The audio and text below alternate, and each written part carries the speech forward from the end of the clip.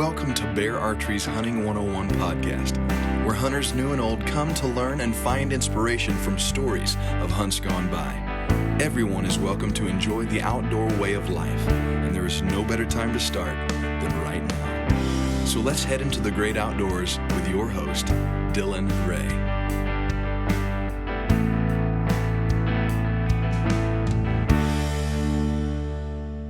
All right, guys, welcome to Bear Archery's Hunting 101 podcast. As always, presented by our fantastic friends over at ScentLok. ScentLok has some new products coming out, which I am incredibly excited about. I'm not a saddle hunter. Haven't dove into that yet, but they're coming out with a full kit for the saddle hunter. So if you are a saddle hunter, I would make sure and tune in hot and heavy to ScentLok to see all the new products for the saddle hunting kit they're putting together. I've got a friend of mine, a boss of mine. He gets to boss me around, no doubt about it. I've got Mr. Jason Rounsaville from Pope and Young. How are you, man? Hey, I'm doing great, Dylan. Thanks for having me. Yeah, I wanted to, we just announced this week a partnership between Bear and Pope and Young. That's exciting because Bear has backed Pope and Young in a way that, anybody who buys a new Bear bow gets a free membership to Pope and Young, which is exciting. How'd that come about? This is one of the things that has come recently for us as we have looked for ways to put the partnership into our corporate partner program. You know, Bear's a great corporate partner. You mentioned ScentLok earlier, great corporate partner. And anyway, this is one of those things that when we started looking at ways that we could create a bigger partnership with these guys, this came out. And, our marketing director was instrumental in making this thing happen. He's decent. And he's pretty good. When he's on, man. And so I think it's relationships and partnerships. And, Bear has made a commitment to bow hunting. They look at it and they say, gosh, Pope and Young is the organization that represents bow hunters today. And, so Bear has made a commitment to say, we believe in bow hunting. We believe in Pope and Young, and obviously the roots with Pope and Young and Bear Archery, Fred Bear himself, they're intertwined. So yeah, great partnership, just great people to work with. And we're very proud to have them as a partner. Well, one thing I'm most excited about with this promotion, which speaking of ScentLok, spend $500 on ScentLok's website, you get a free Pope and Young membership as well. But one thing that I was most excited about when this happened was that, whether you're buying your very first bow and it happens to be a Bear legit, or whether you're, upgrading to a refine or a new recurve, whatever it is, wherever you're at in your bow hunting journey, Pope and Young is for you. Pope and Young is for any and all bow hunters. And for such a long time, it was viewed as, well, I've got to have an animal in the books, or I just started hunting. Maybe one day I'll reach the level of being able to be a part of Pope and Young. And I think, when somebody buys that bow, it just shows that, they get the email and welcome to Pope and Young, which I might say you have to register your bow in order to get that membership. But when they register that bow, it's like, wait a minute, I can have a free membership to Pope and Young just because I'm a bow hunter. Absolutely. Yeah. And I think it's vitally important to not only the heritage of Pope and Young and Bear Archery that you already alluded to have such a rich history, but it tells that bow hunter, this is my first bow I've ever bought, and now I have a Pope and Young membership, because Pope and Young's for any and all bow hunters, not just record holders, not just those who have one in the book, not just those. If you're a bow hunter, you belong to Pope and Young. Yeah, it's, we strive to be the voice of today's bow hunter, and it's one of those things where we speak for people. We have stuff cross my desk every week, and we respond to it, whether we support or oppose or remain neutral. It's all, how does it affect bow hunting? Yeah. Doesn't matter how it affects salmon. Doesn't matter how it affects, sandhill cranes. If it's good for bow hunting, then we support it. And that's, I'm a big believer in supporting your local archery clubs. your Rocky Mountain Elk Foundations if you're an elk hunter, your Ducks Unlimited if you're a duck hunter. But if you're a bow hunter, then you should certainly be a member of the national organization that constantly on a day-to-day basis fights for your bow hunting rights. And that's Pope and Young. Yes. Now, sure, still support and stand behind your local clubs. Absolutely. But on a national level, there is nobody who's fighting for your bow hunting rights like Pope and Young.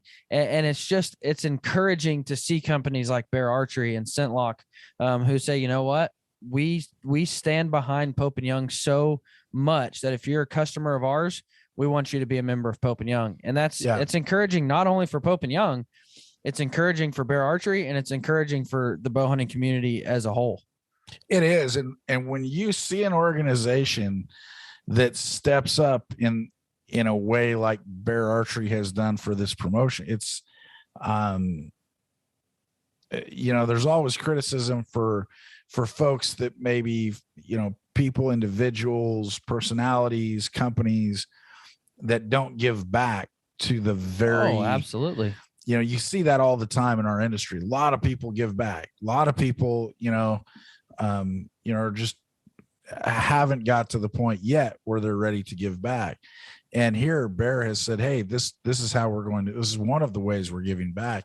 And they do. And we're just, we're excited about it. We think it's going to move the needle for us. It's going to give us access to some folks that maybe wouldn't otherwise join Pope and Young. Yeah. 100%. Because they do, they think it's, I don't have a world record. I don't have a top 10 or whatever it is, whatever the reason. Maybe it's just, hey, I don't want to spend the $45.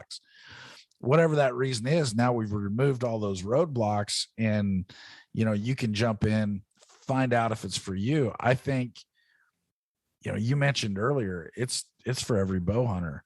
I would expand that out. I think it's for every archer because, we deal with issues even sometimes where, they want to prohibit, the discharge of a bow in county limits or whatever. That stuff still rolls across our desk. We oppose it because bow hunters shoot, but we also, the byproduct of that is that we're helping the archery community. So absolutely. I look at it as, in this case, you literally have nothing to lose. If you're a seasoned hunter, you know what Pope and Young's all about. You've been there. Maybe you haven't gotten your first animal yet that qualifies, or maybe you just haven't gotten around to it. Come see what we're about. Make the choice to put your stuff in the book. The other thing is, if you're a first-time hunter, check out Pope and Young. We've got articles in our magazine from folks like Chuck Adams, probably the best bow hunter on the planet who happens to shoot a bear bow. You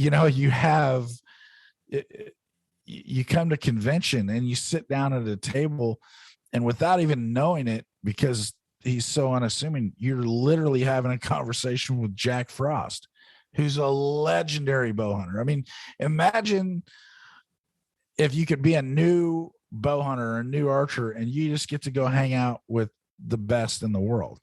I mean, here's your opportunity to do that. I remember I brought, before we dive into that, hold on, let me just say this, because we can move on from the bow deal. A lot of companies make good bows. I'm not saying that. However, not all bow companies stand behind you as a bow hunter.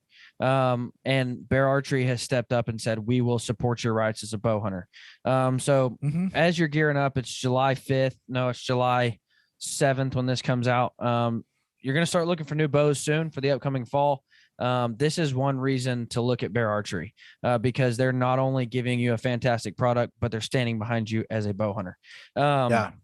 This last convention, I took my wife and I walked in and I'm like a kid in a candy store. And she's like, why are you giddy? And I'm like, Chrissy, this is Michael Waddell. I'm like, Chrissy, that's Tom Miranda.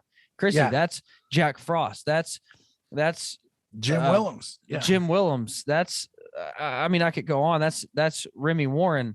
That's, and all these legendary bow hunters. That's Alan Bolin. And then not only that, but like they walk up and sit down with you. And the highlight of the whole week, Chrissy said, like, we got home, she's like, well, hey. And I'm like, what? She said, Alan Bolin said I'm funny. And I'm like, okay, whatever. But it's really that type of interaction. And the fact that you sit down with these legendary bow hunters and they're literally like, well, what's next for you? Like, they don't care to tell you their accolades and how good they are. Like Tom Miranda literally was like fired up that I had shot a doe with a recurve and legitimately fired up. It wasn't like oh, cool, I hunt Africa, every 3 days. And there's a guy who's done it all. I mean, you talk about a guy who's been everywhere in the world, shooting everything there is to shoot. Tom Miranda's done it. And you're right. You talked twice. To him. He's done it twice. Yeah. and he's, and it's just surprising because having been in the outdoor industry for, 3 decades or actually a little bit more now.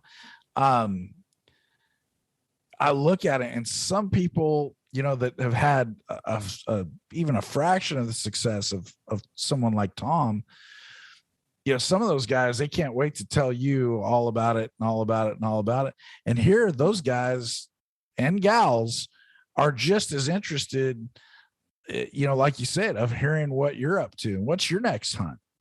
And it's not that, Jack Frost, we were talking to him and, here's a guy who's done all 29 with the bow. And we're like, what's your next big hunt you're excited about? He says, hey, I'm headed home. I'm going to go hunt the family ranch for whitetails. Yeah, and it was a doe only hunt. It was a doe hunt. And he was jazzed about it. And you look at that and you're like, man, you just have to respect that because the drive to hunt is there. The drive to be, stalking up the mountain or sitting in a tree with a bow, it's there and it's real. And it makes you check yourself because you're like, man, I'm like, I'm looking for something big, what's a moose hunt or something like that. Yeah. And then he's like, I'm going home. I'm going to hunt in the back, back 40. Back 40 for whitetail does. Yeah. Yeah. Before we move on, which I didn't tell you the direction this podcast was going to go because I want to throw you off every chance I get. But before we move on, I got to give a quick thank you to our friends over at Forerunner Blinds. I, a couple weeks ago, made the journey to Iowa to pick up a couple new blinds, a new Baku e-bike, and these blinds are absolutely phenomenal. I was in the market for a blind, and the place I hunt has a lot of opportunity to move blinds and have different blind setups, and I didn't want to have a whole lot of blinds on this property. And so I was really just looking for options. I found Forerunner blinds and they are phenomenal. They've got pop out wheels so you can pop the wheels down and pull them wherever you want to go. You can connect them right to your Baku, four-wheeler, golf cart, side-by-side, whatever you want. Pull them across the farm, pop the wheels back down, and you have a phenomenal blind. The biggest windows in the industry. It's a big blind. I like big blinds because I like to move around. I like to take my kids. I like to take my wife, whether I'm filming, whatever. It's a big blind. You've got to go check out Forerunner for blinds and for e-bikes. 5 minutes before we started this, somebody was pounding on my door, and I'm like, that can only be my stinking father-in-law. So I go upstairs. And he's like, what's up, D? And I'm like, what are you doing, dude? And he's like, I need the keys. And I'm like, to what? And he's like, your Baku, brother. And I'm like, why? And he's like, I got to go get my haircut across town. And I was going to take the bike. And so, that's awesome. He drove past the haircutting place to get to my house just to get the bike to ride it to the haircut place. And hilarious. I just said, dude, you better pull it in there or like lock it up or something. Because if that bike gets stolen, it's on you. Yeah. I'll tell you what, I haven't used them yet. But I saw those blinds at ATA. And, and what was neat for me is I just went over there and started talking to him and I was talking to the founder/owner, and man, what a great guy. And you have to appreciate that somebody they're in the business to make it better, to make your experience better. And I'm like, I love that. Cause he's looking at all the finite little details of how this blind is going to work in the field. And it's kind of some of the same little gadget things that I would do. So I really appreciated visiting. Yeah. Well, and one thing too, without getting too sales pitchy, one thing too, it's called the Alpaca, and it's a trailer that you hook onto your Baku. You can pull it wherever you want. It's got wheels, but then the wheels pop up and you put a trailer hitch on it, and now it's a cargo holder for your bike on the truck. as well as coolers, ice chests, whatever else. But so now you've got a trailer hitch that carries your bike, and then when you get there is a trailer for the bike. And that's what I've really liked about him is everything from the blinds to the alpacas to the bikes, the trailers, they all act as several different things. So it's not like I can only use this during hunting season. You can use it year round, and it's phenomenal. Yeah.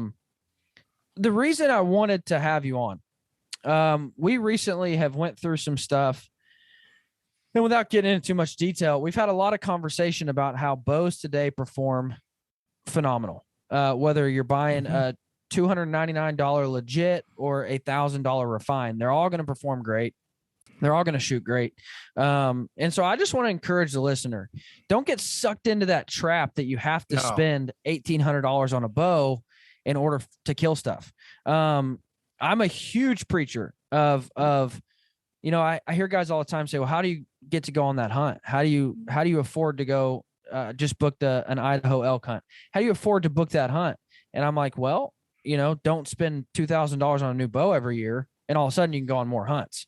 Yeah. And so we've had these conversations, and you kind of shared, your backstory on, starting with less than average equipment, and hey, it killed it back then. So hey, back in the day, man, that Golden Eagle was cool. It was, and that was part of the reason I started with that bows. A, it was a price point on the low end, and B, it had, this goes back to, the 80s. And so, and it had the recurved compound limbs, it was a compound bow with kind of a just looked so cool. And I'm like, dude, that's cool. But I mean, I was shooting 80 pounds with an aluminum arrow. And I mean, what I was doing with an 80-pound bow 30 years ago, you could probably do with a 40-pound bow today. 100%. I mean, the technology is ridiculous. And I've heard, I was talking to a guy, and anyway, he says, well, I'm too good to shoot an entry-level bow. And I'm like, that entry-level bow is still top notch. Is it the very best of the very, very best of every single integral part? Maybe not. But that overall bow, when you really look at it, is great. And I mean, we worked with Bear on a project that Pope and Young did with Wishes for Warriors. We had an event in Utah. We brought 6 warriors in. We had some of our board members, longtime archers, basically teach these guys how to shoot on a Bear legit bow. Yeah. And then they shot for a couple hours. They did a 3D course. And then that night, they didn't know it. And then that night we gave those bows to the warriors, and man, it was like it was great. And they just loved them. And you couldn't tell them that those weren't $4,000 bow packages. Yeah. And dude, that was something, shout out to Bear for helping us out. But that was something that I knew it was going to be cool. I'm like, we're giving warriors new bows. It's going to be cool. But I had no idea it was going to be that emotional would be the word. I mean, they're up there tearing up. I mean, you've got guys who have lost legs and limbs and literally laid their lives down for us to have the right to bow hunt. And they had never been introduced to archery. And I heard them saying, they're like, how do I get this thing home? Because I want to go home and shoot now.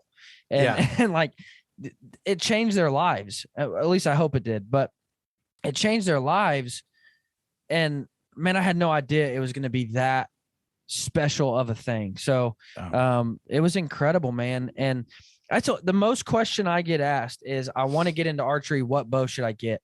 Well, first off, look at budget. I mean, that's the biggest thing. But if money is out of the picture, the Bear Alaskan, in my opinion, is the best. I mean, if Chuck Adams shoots it, it's good enough. If it's good enough for Chuck Adams, guess what? I don't care for anyone. It's good enough for you. Yeah. That's bottom line. And you're looking at $529 for a bow that is a flat out shooter. And I mean, I have no skin in the game. I have the Refine, which is the flagship bow from Bear. I have the Refine. And when I shot the Alaskan, I literally looked at the guys from Bear and I'm like, take this bow back because I want the Alaskan. It's a phenomenal shooting rig for $529. But my wife last year killed 2 does with a legit, and it worked just fine. And she's shooting 46 pounds ish, and it works just fine. She blew through the deer, and it works just fine. So guys, that's really why I wanted to have Jason on. You don't have to overcomplicate your setups. Just go out and enjoy the sport of archery and shoot what works for you. Don't get caught up in the game of, well, that bow's $3,000. It's got to be better. Maybe, but you'll never shoot the difference anyways. So, you know, and I hear people talk about that, and, you know, I need this bow. And I'm like, well, have you shot it? Well, no, but I know I need that because it's such and such. And I'm like, you know, go shoot some bows. And you mentioned budget when you were talking about bows. I went bow shopping. I don't know, 10 years ago, 11 years ago, something like that. And I hadn't had a new one in a while, a long time. And so I walked in. You were 22 at the time? Somewhere in there. Yeah. And so I go walking in, and the bow shop, the first question he asked me is, how much do you want to spend? Now, do I have the ability to drop $3,000 on a bow setup? Absolutely. But am I going to spend it just to spend it, just to say, hey, I spent a ton of money? No, man, I'm cheap. I want a deal. And so I told him, I said, hey, I'll spend as much as I need to, but I only want to spend as little as I have to. I mean, if you can tell me, if you can show me that high end, you know, multi mega bow is better and worth the difference, I'll pony up for it. But at the time, I shot a lot of bows, and I did not wind up with the top of the line bow because I shot the 2 and I honestly could not tell the difference. You know, this last go round, I got, you know, kind of like you, I got kind of a deal on one of the upper end bows, and it's been great, but you know, it's, I think a lot of people put more into that than what's really there. And I say, go, you know, there's no substitute. Go shoot them. Yeah, 100%. And you even said one time, you're like, if I put homeboy in a room, in a dark room. Now, the only way I could ever tell is because of grips, but give a standard grip on every bow. Let them shoot every bow in the dark. They can't see the bow. They don't get to look at it. They don't get to see the color. They don't get the grip is the same on each bow, and they can't tell you whether they're shooting a $529 bow or a $1,400 bow. No. And you know what? There's probably people who can, but I'm not one of them. No. Anybody who could probably tell the difference in those, somebody's probably giving them bows anyway. I don't know. Well, they're the guys who are making the bows. Yeah. I just, you know, it's funny. Earlier, you know, you mentioned Bear and great partner to work with. You know, being in the archery industry and the bow hunting community, I've actually been a little disappointed in some of the bow companies that haven't stepped up like Bear has. You know, I mean, there's companies out there giving people $1 million to shoot their bow in some little competition over here. And I'm like, and you can't pony up like to support bow hunting. And it really surprises me. I'm like, yeah, that's interesting. Well, and it's because it's all a marketing game. It's all a game of, well, X shooter over here is going to shoot in front of, you know, 700,000 people. Pope and Young's membership is not 700,000 people. That's not the point. Yet. Yeah. Not yet. That's not the point. That quote unquote shooter may never do anything to further bow hunting for anyone other than himself. You're absolutely right. And I'm not saying that not everybody's that way. Some people are that way. They would literally, you know, not do something for you as soon as they would do something for you. And that's 100%. Not how you and I go, but it just shows the commitment from Bear to jump into that arena. And, you know, we hope at Pope and Young to be the partners that give back, that bring business back to the organizations that support us. But, Bear's taking a leap of faith and jumping in and saying, hey, we're going to support bow hunting. And if something comes back to us, great, but it needs to be done. That's pretty. Absolutely. Pretty cool. And I think the biggest thing that people need to understand is without Pope and Young, ex-shooter over there that's getting paid $3 million just to shoot a bow, he might not even have the rights to shoot a bow anymore. Like, if you're not willing to support the rights as a bow hunter, then you might not even be around anymore. Like, if bow hunting is illegal, then you no longer have a company. You no longer have a living. You no longer get to make a living. You no longer have a job. And so why not support the guys who are literally on the front lines for you, fighting for your rights as a bow hunter? Yeah. And that's all it comes down to. It does. And there's a lot of great people that give back and are amazing to work with. It just always surprises me when people don't. I guess it's just not how I was, brought up. Absolutely. So I'm going to spring a question on you. All right. Mainly because you've never answered it. You've now asked I know what people. question this is.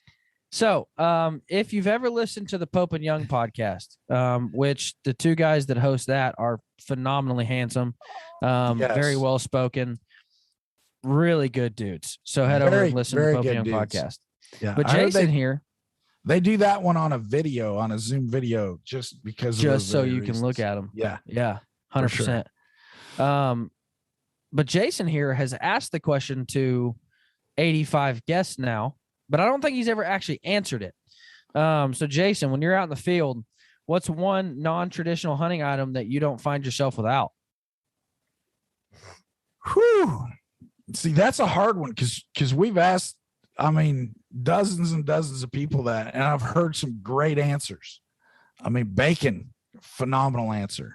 Phenomenal answer. And he killed a world record. So I have bacon in my pack now. Yes. There's been some other ones, Uncrustables, when Nick's telling you that, hey, he puts on, that was kind of a game changer because I had never heard of Uncrustables. And now your life has changed. Uncrustables. We've done some experimentation with those at a mountain archery festival. In my pack, and I'm the guy, I pack for each trip a little bit different. If I'm chasing elk and it's a day hunt, I tend to load my pack up. But if it's a big, I don't know, I'm not on the 10-day backpack hunts very often. So I probably tend to have a little bit of extra stuff in there. Me too. I wish I had a great answer. I really do, because I've heard some great answers. For me, see, I know what your answer is though, and you're not saying it. Oh, you do? Yeah. Is it a Diet Dew? It's got to be a Diet Dew. It's got to be a Diet Dew. And if anybody from Mountain Dew is listening, we have sponsorship opportunities for Pope and Young.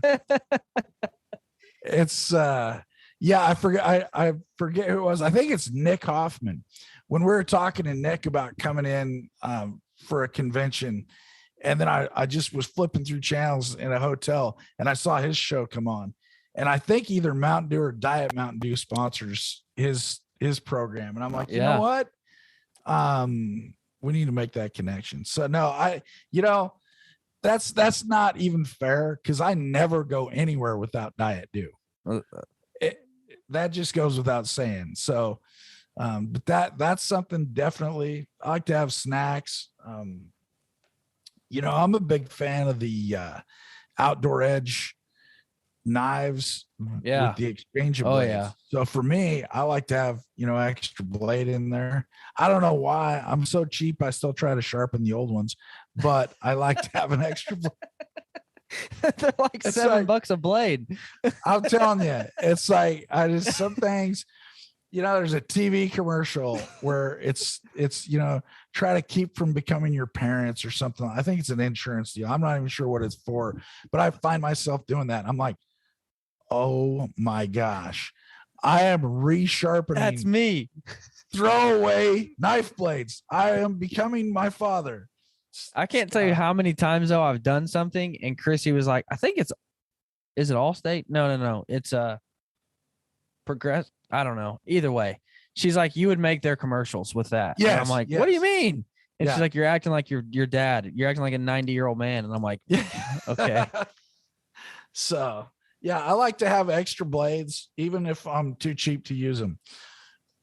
Which is fine. I'm gonna die with like a shoebox full of new blades in the package.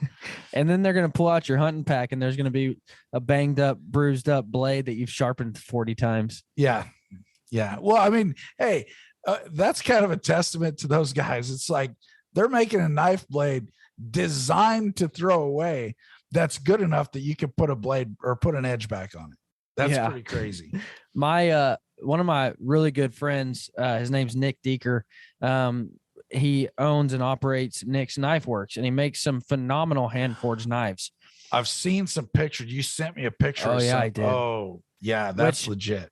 Speaking of Pope and Young, he is entering the knife competition at our next convention. So I'm excited about that. But I tell him all the time, like, dude, listen, I'm a huge fan of having your knife. I keep it around in my vinyl pack to know I have a sharp, hand-built, ready-to-go knife. But I have an Alaska Guy Creations, but I have a outdoor edge in my pack just because it's so easy to pop the blades in and out. But I told Nick, I say all that to say this.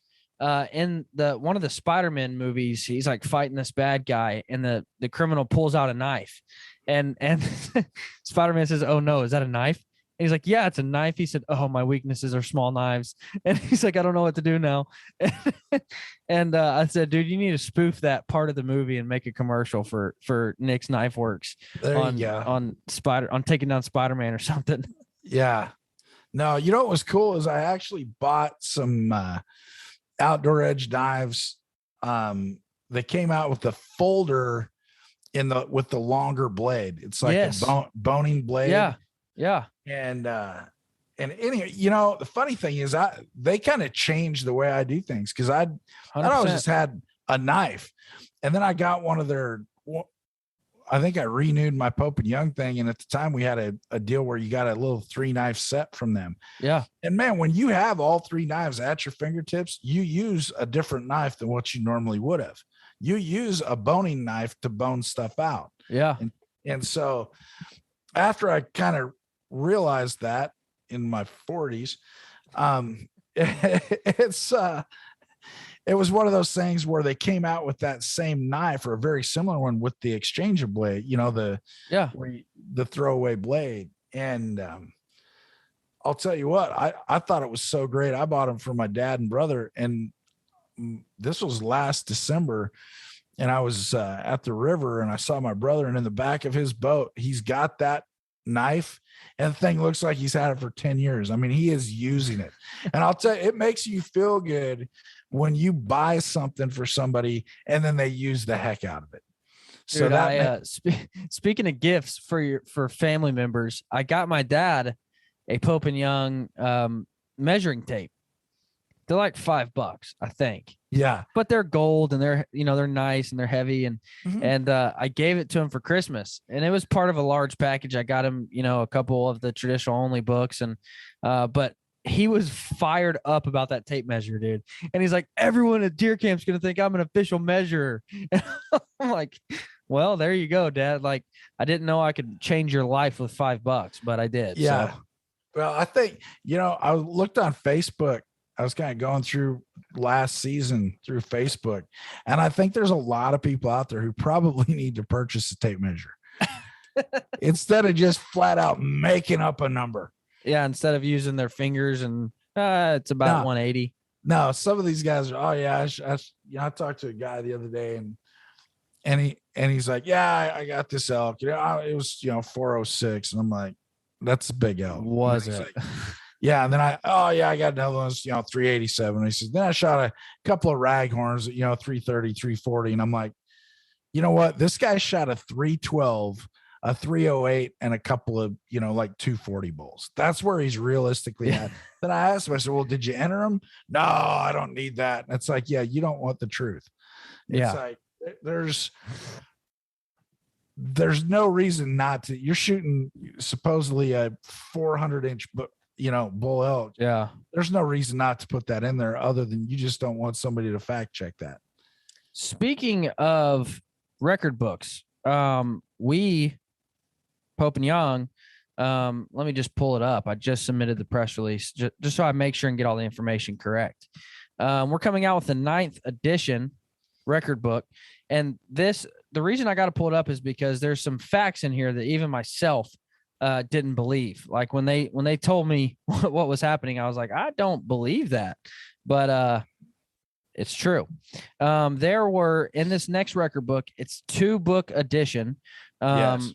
And we're going to talk about why you should enter your animals here next. But it's a 2-book edition. And if this would ever load, I think there's 15 new world records in this edition, which is unreal. Yeah. And there's 12 with over 14,000 new entries since the 8th edition was printed in 2017. The book is set to publish April 2023, has 75 new top 5 all-time ranking trophies, 14 confirmed new world records, with the possibility of an additional 12 new world records that are still pending new world records. And that's before this fall. That's before season even gets here. That's a possible 26 new world records, which last year alone, in the last recording period, there was 10 new world records, which is unreal.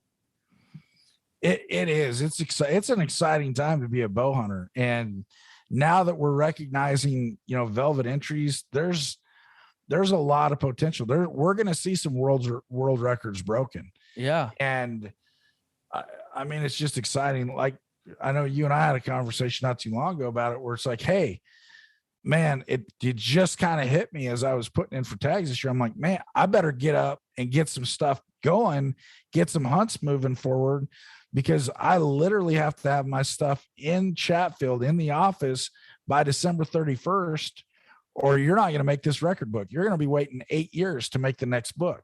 So, for anybody who, I'll tell you what, if you have some success this fall, or if you had it 10 years ago and haven't entered it yet. Exactly. If you had it 10 years ago and you've been thinking back and forth, now is the time. Call a measure. You look on the website, it's easy to find a measure, and these guys are great. I mean, just really good people. Call them up, visit with them, set up a time, have it entered, and put it in the book. I mean, it's all about the animal. And I've had guys, well, I'm just not into the notoriety. And I'm like, dude, you have your own outdoor TV show. Yes, you are. And it's like, well, I've just never been into it for that. And I was like, here's the deal. It isn't for you. It's for 100%. The animal. 100%. And those animals deserve to be in there. And, when fish and game agencies are looking at our records to help with management decisions they're making, you want them to have the very best data they can have. 100%. So it absolutely has nothing to do with you as a hunter. One of our good friends, Brandon Waddell, he just puts his initials because it's not about me. It has nothing to do with me being able to puff my chest and saying, look how many animals I have in the book. That animal, and sure, I can take it to the taxidermist and put it on my wall, and me and my family remember it forever. But that animal deserves, because what happens if I have a house fire and I lose that animal? That animal deserves to be in a book amongst its peers for everybody in the world to celebrate and say, man, dude shot a 145 in Oklahoma, or dude shot a 380 bull in Wyoming, or whatever. Yeah. That animal deserves the recognition, the honor, and the respect that we can give it by putting it in the books. And so I would, just like Jason said, if you shoot one this fall, if you shot one 12 years ago, we just announced a new world record that was shot how many years ago? 15 years ago. Yeah. 2007, was it? I think 2005, 2005, I think. Okay. I don't know. Anyways, a new world record that was shot 12 years ago. Had that guy went without entering that animal, that world record would never have been honored, would never have been in a book amongst its peers at the top of the list. At the That time. guy owed it to the animal to put it in there. You owe it to your animals to put it in there. Even if you don't make the books, guys, every harvest with a bow is to be commemorated and to be applauded, and it's phenomenal. But if you make one that's big enough to put in the books, one of the biggest misconceptions, let's just tear this down real quick. One of the biggest misconceptions, I have the minimums here. People automatically associate Pope and Young with Boone and Crockett, and I've never killed, that big of a deer. And then I tell people the minimum for a whitetail deer typical is 125 inches. And they're like, oh, I have several of those. Yeah. Guys, Pope and Young isn't about killing the biggest, baddest animals you've ever seen in your entire life. Pope and Young is about commemorating well-aged, mature animals. Yeah. And that's all it is. Most guys, and this podcast is for beginners, so I'm going to tread lightly. Most guys who have spent 5+ years in the woods have at least laid eyes on a 125 whitetail. Mm-hmm.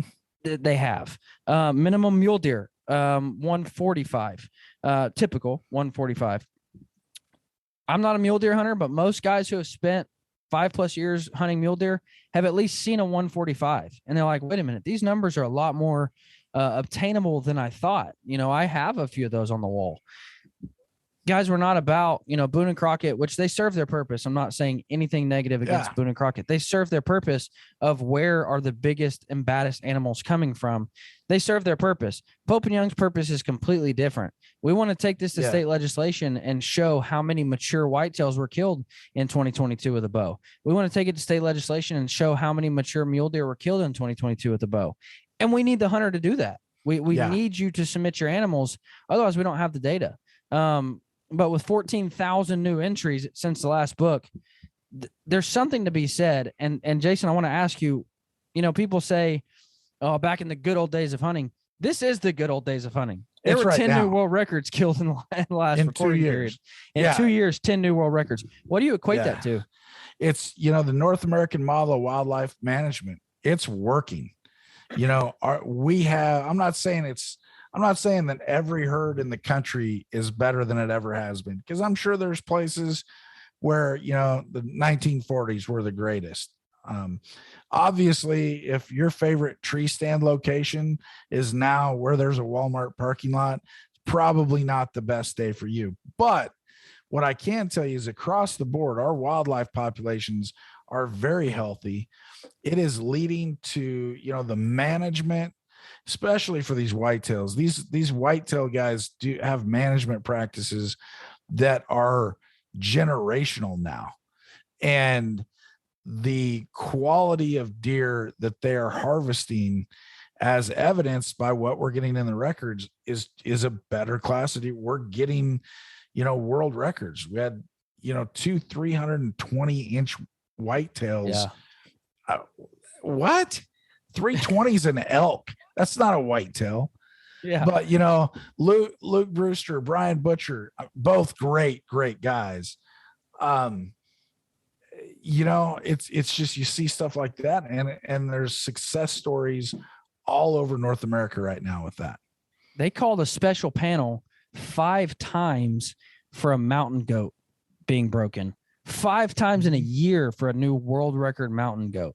We're talking world record. We're not talking it was big. We're not talking it was special. Right. We're talking a world record being called to special panel 5 times in a year. And I was actually just listening to Tim, our director of records, tell somebody the mountain goat got broken last year before it ever even got finalized. Like, dude had a new world record. It was verified. Here it is. But before the paperwork even got finalized, a new mountain goat comes in and it beats that world record. We're living in the good days of hunting for sure. Good old days. Yeah, for sure. So it's, and I've got one story that I just love to tell. I've been doing variety of trade shows, and especially in the outdoor industry, for a long, long time. And one of my favorite memories of all of those shows, I was at the Pope and Young. I love this story. At the Dallas Safari Club. And I think this was 4 years ago. And it was, I wish I could go back. I wish I would have written it down so I could have remembered his name. Cause this is one of those things that literally changes your outlook on, if not life in general, at least segments of how you do your life. And so these two gentlemen came down the aisle, and it was one guy pushing his buddy in a wheelchair. And he rolls his buddy up to the booth. And I don't know. I'm not a medical doctor. Full disclosure, I have no idea. But my guess is that this guy had maybe had a stroke because his motor function wasn't there. And you could see in his eyes he was there. He just couldn't communicate it. He couldn't talk.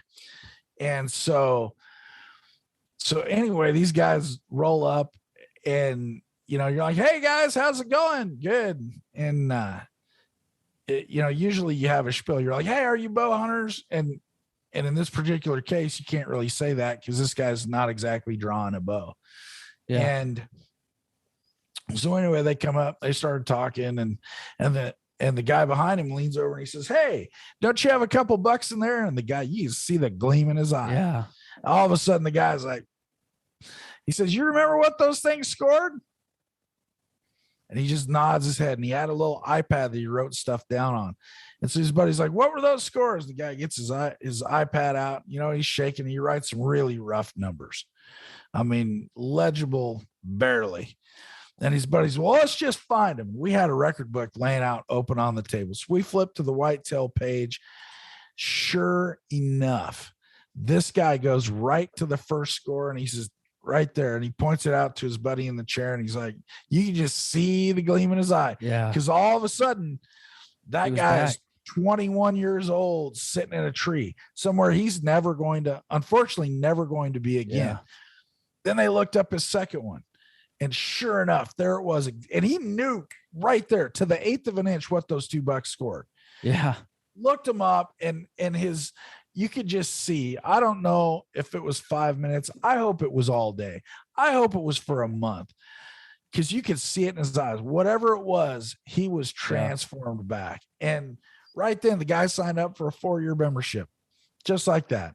And it was just one of those things where you would just hope that if something like that, something terrible happened, an accident or a stroke or something that kept you out of the woods or kept you out of the tree stand, you just really hope that you would have moments like that could take you back.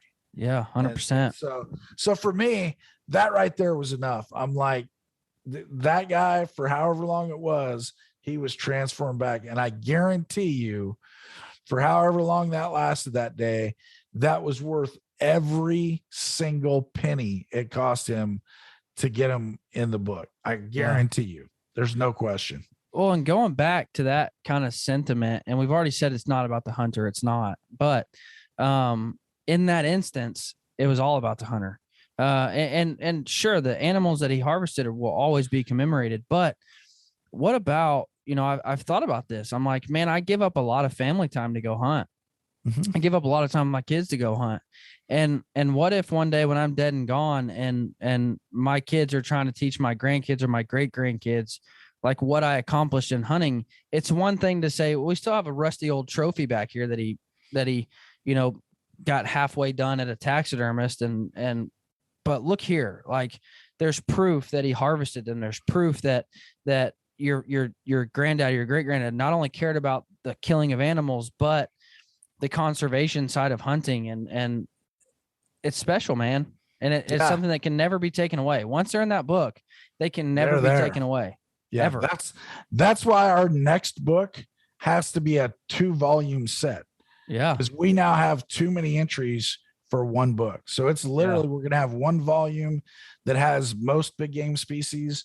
Second volume is going to be, and I'm not the editor, thank goodness. But I think they're going to do 1 volume is going to have either just whitetail or just I think deer. It's whitetails. Yeah. And so it's like, man, it's pretty cool. And it's going to be incredible. The biggest, best one we've done. We're excited about it. Yeah. Real quick before we go, tell me the 3 P's of Pope and Young and what they stand for and what Pope and Young stands to do. Absolutely. We're all about preserving, protecting, and promoting bow hunting. And so, the protection aspect, obviously we're preserving the records for North American big game taken with a bow and arrow. It's how seasons were started in this country. We didn't always have them. It took somebody keeping track to prove that it was a legitimate way of getting them. So our records program protects our heritage. The museum, we're in the process of getting some plans drawn up with Bass Pro at their Wonders of Wildlife Museum. So that's how we're protecting bow hunting, or that's how we're preserving it. The promoting an angle, we're out at mountain archery festivals. We're at S3DA. We're out in the community as much as we can, and we're just making sure people understand that there are resources out there for bow hunters that, if you want to know more about it, hey, here's where you can get on our website and learn all kinds of things from the best bow hunters in the world. And so we're always promoting it, whether it's Mountain Archery Fest, Total Archery, whatever it happens to be. And then the third one is protect. And this is probably the one that we're known the least for, even though it's one that's such a critical core value, not only organizationally, but every day. And that is, protecting bow hunting opportunities. Most recently we helped the folks, on some bear restrictions for Washington, for California. Both are trying to get away with bear hunting. We've done, one of the states, I believe it was Montana, wanted to require hunter range for bow hunters, which just doesn't make sense. And so, we actually voiced our opposition. We said, hey, we are, the voice of today's bow hunter. We have all of these records that, we can show are, all of these tens of thousands of animals taken with very, very few accidents at all. So this is not a necessary thing. Same thing. They wanted to get rid of bow mounted decoys in Montana. And we stepped in and we said, hey, we are ultimately all about fair chase. And this is not outside of the scope of fair chase. Pope Young believes this. So the good thing is that we have a seat at the table and people want our opinion because we have that historical representation of doing the right thing, even if it's not easy. 100%. And so that it's nice that we have a voice that the powers that be listen to. So that's the third one where we're out there protecting your rights. And, now all of a sudden you may never want to use a bow mounted decoy, but now we're going to ensure that you have the opportunity if you so choose. But I can promise you as a bow hunter, you don't want muzzleloaders hunting in your season. And that's, again, those types of situations is where we step in and say, listen, you can't come in and let muzzleloader seasons in Nebraska during archery only mule deer. You can't. It's unfair to the bow hunter. And those are situations every year that come up. Yes. Where we step in. Colorado, you mentioned the orange. We don't want to have to, as bow hunters in our archery seasons, wear orange just so the muzzleloaders can come in and hunt. That's not right. I mean, that's not how it works. And so those are areas where Pope and Young stands up and says, wait, we can't do this. And so I tell people the biggest reason to join Pope and Young for two reasons is there's power in numbers. So if we go before state legislation and say, hey, we represent 100,000 bow hunters across America, that's a whole lot more powerful than saying, hey, we're a group of 10 bow hunters and we don't think this is right. So there's power in numbers, which again is going back to our corporate partners and those people who stand behind us.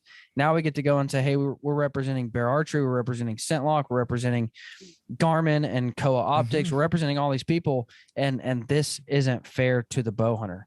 Right. And that's why we need you. Secondly, is if your bow hunting seasons get taken, it was just 2 years ago where certain counties in Georgia were against the wall and losing bow hunting rights. If your bow hunting season gets taken from you and you're not doing anything to help, you don't get to complain. You don't get to say, oh, I'm a bow hunter. Where's my bow hunting? If you weren't doing anything to help bow hunting conservation, you have no right to complain.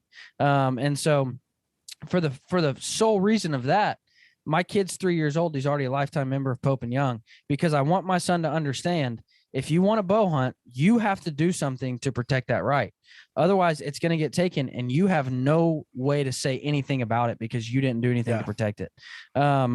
It's kind of harsh. It's kind of stepping on toes there, but it's true. If you're a bow hunter, which I don't think you're listening to the Bear Archery podcast, if you're not a bow hunter, you need to be a member, because there's absolutely nothing to say. If our rights get taken, we have no skin in the game unless we're doing something to help that. Jason, and now you can join for free. All you have to do is buy a Bear bow, which a lot of you probably do every year. You probably buy a new one every year. Now all you got to do is take the initiative to click the button and say, yeah, I like my membership, please. And shout out to Bear Archery for buying your membership. That just shows you how strong they stand behind us. Jason, I ask every guest of mine, which I'm going to share a tip. I never do, but I'm going to share a tip. I ask all of my guests to share a field note, a tip, a trick, don't pee in the wind type trick. As simple as you want to be, or as complex as you want to be. Fred Bear is big on his field notes. And so I ask all of my guests to share a field note. And talking about breaking records, talking about shooting animals big enough to be in the books. I have not figured this out yet, but I get asked often, how do I kill bigger deer? And the question is, don't shoot smaller deer. The answer to that question is don't shoot smaller deer. I put out a post not too long ago. I had shot I think it was like 127-inch whitetail. Great whitetail. I was super proud of it. But I made a post saying everybody wants to shoot the 160s, but nobody wants to pass up the 125s. And I'm the type that doesn't want to pass up the 125s. But if, there's guys like Alan Bolin who hunt all year long looking at giants. We're talking Boone and Crockett scale animals, and passes them because, top 10, because he's looking for top 5. If you want to kill bigger animals, you've got to start letting the little ones walk. However, you also have to understand where you're hunting. If I see a 125 in Arkansas, it's dead in a heartbeat. If I see a 125 in Kansas, maybe let it walk, because there's a chance of seeing a 160.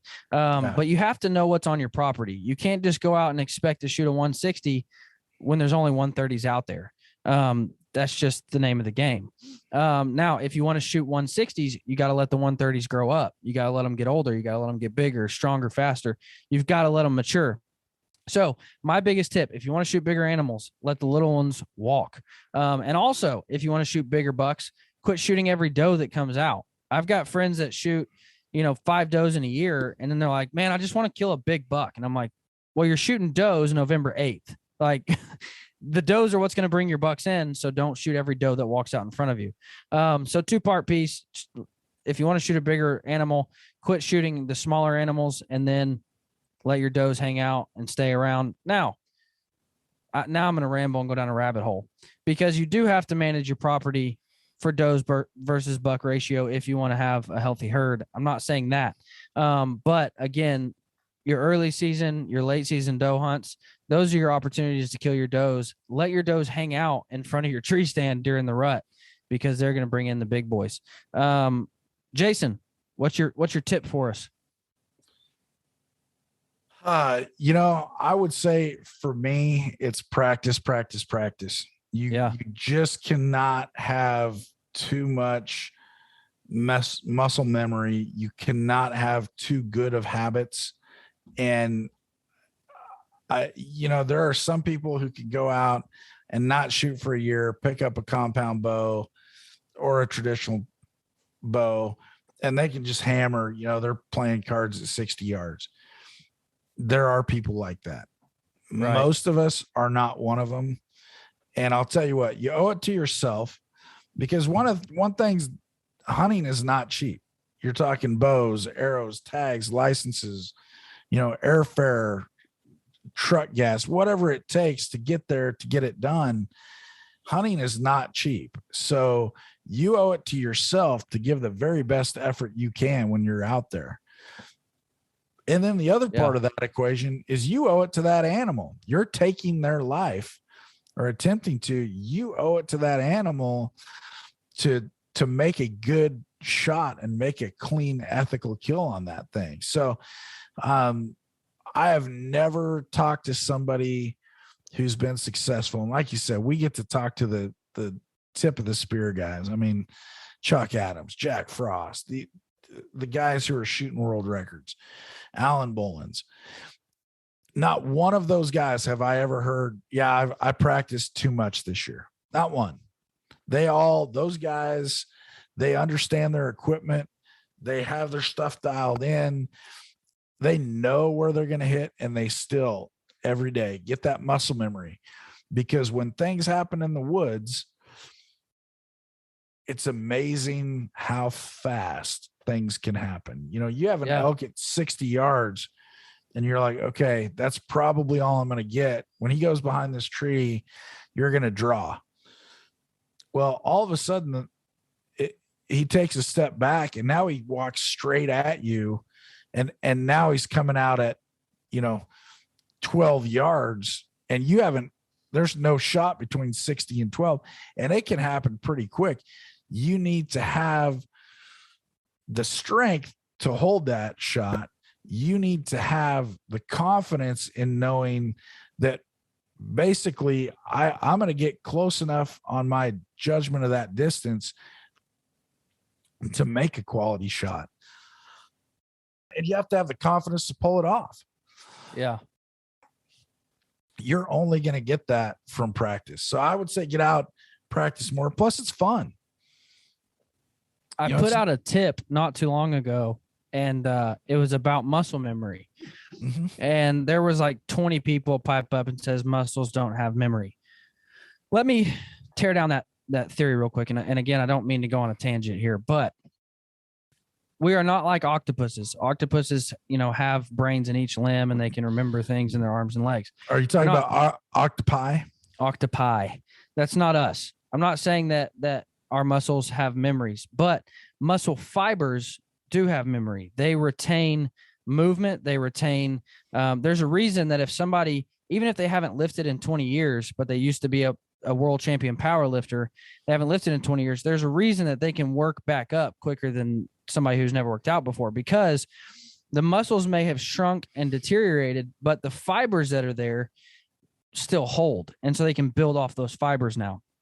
So I say all that to say this: although our quote unquote muscles don't have memory, our muscle fibers, which are inside the muscle, obviously, will hold those movements. And there's a reason that, if I haven't shot my bow in 2 years, there's a reason that if I go out and try to teach somebody how to shoot, there's a reason that my body is going to adapt to shooting a lot quicker than they have, because I've still worked the muscles in my back and my shoulders over time shooting a bow. So you're right, keyboard warriors, muscles don't have memory. However, our muscle fibers will hold that my back has built the fibers for shooting a bow. And so it'll build a lot quicker. It'll hold a lot longer, so on and so forth. So great tip, Jason. Before we go, one more shout out. Thank you to our friends over at Koa Optics. Koa has been my choice of optics for about 7 years now. Absolutely phenomenal. Their new 99 scope, which is too big for me to carry in the woods. It's going to be too big for most of you to carry in the woods. It is phenomenal. However, I am a huge fan of the little 55 spotting scope.